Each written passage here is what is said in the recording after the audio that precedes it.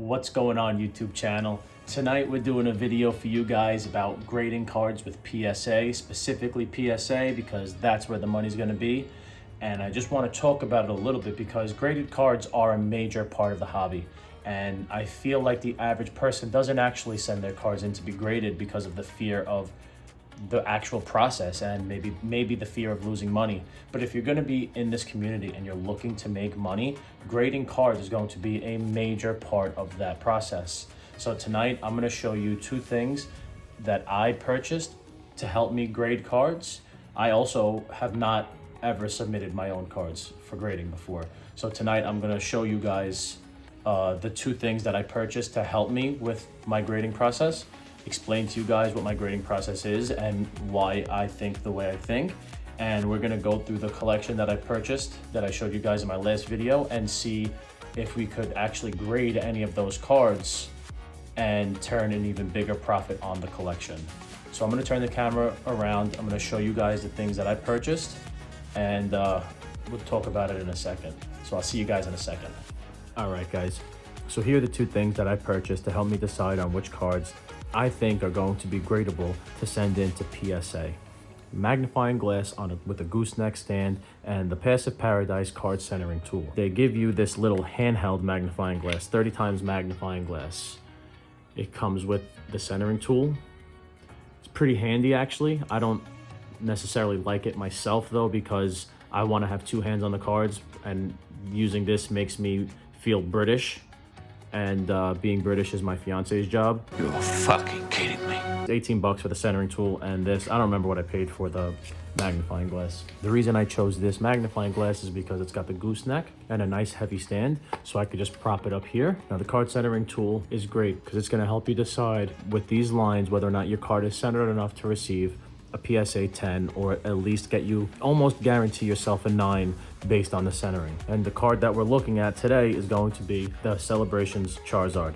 Now the reason I'm actually using this card is one, because I think it looks pretty good, but two is to lead me into the first point of things to consider when you're looking at cards to grade with PSA. You want to make sure that the cards that you're sending in are still selling as a PSA 9 at margins where you're at least breaking even or close to breaking even. If you could turn a profit margin, that's even better, but you want to at least break even if you don't get the PSA 10 that you thought you were going to get. Now I'm going to give you guys some pointers for the things that you want to look for to get as good a guess as possible on whether or not you're going to get that PSA 10. The first thing we're going to do is we're going to take our centering tool and we're going to center the card within the centering tool itself. Now don't worry about it getting it perfect left to right and side to side, because we're going to be checking the side to side and then top to bottom. So what you're going to want to do is center the card as best as you can, and you're going to want to check the sides. I can't get too close because my head will hit the camera, but let me take a look here. You center it to the edges as it should be. On the left side, you come into just after the second line. And on this side, you're on the second line. So it's slightly off-centered left to right. Now we're gonna check top to bottom. It looks like, see that?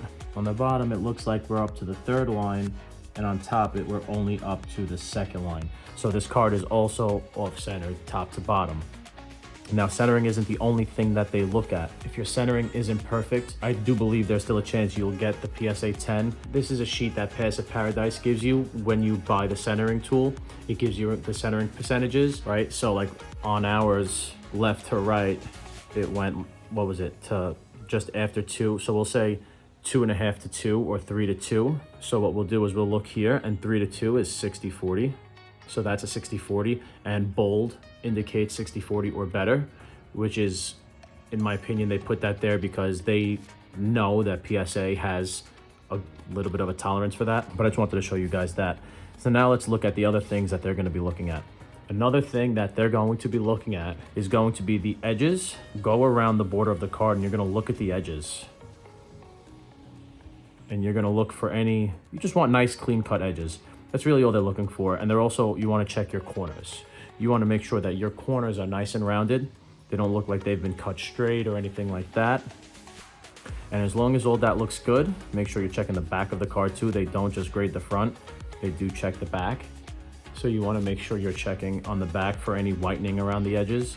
You're going to look for the edges again and just see how the corners look. You just want to look front and back. So check all your centerings. You also check the centering on the back as well, guys. Don't forget to check the centering front and back. I feel like they might be a little more tolerable on the back, but not so much on the front. So edges, corners. This is a textured card, so we don't have to worry so much about print lines. But if you're looking to grade a card that doesn't have texture on it, you're gonna wanna keep an eye out for print lines. And that's where the magnifying glass comes in handy. And you're gonna need a good light source when you're looking for print lines as well. They'll just be lines clean across the card.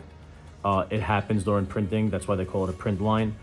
They might be very hard to see, especially depending on the card. So you're gonna wanna use the magnifying glass. And that's why, in my opinion, I think the magnifying glass is more important than the centering tool, because I think you can eyeball 60-40. I think you can get yourself pretty close looking by eye. I do believe that you will not see every print line. You will not see every nick. You will not see all the whitening. The magnifying glass will help with that. And you're gonna wanna look for like 3 or 4. If you got like 3 or 4 things that you don't like, so like if you have a little bit of whitening, you're 60-40 as well. We're gonna count being 60-40 as one like mark. So like, let's say this card is 60-40, the edges aren't the best, and there's like a little bit of whitening. I'm not gonna send that in, especially if the edges are bad. But like, let's say there's like a little bit of whitening and it's slightly off center. I'm sending this in guaranteed, because I'm gonna turn like $100 profit. If I was just buying, grading, and selling a PSA 10 in this card, you're gonna fetch like 170, 180.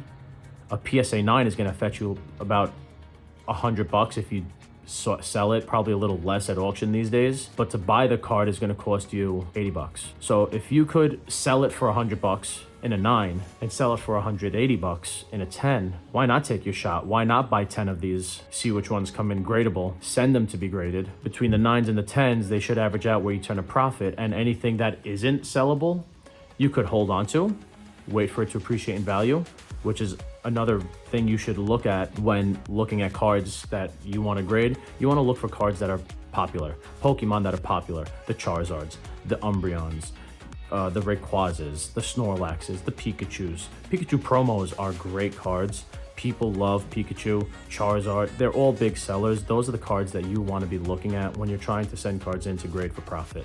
So these are my tips and the things that I've purchased for you guys. If you like the information I'm putting down, leave a like, leave a comment, subscribe to the channel. See you guys in the next video.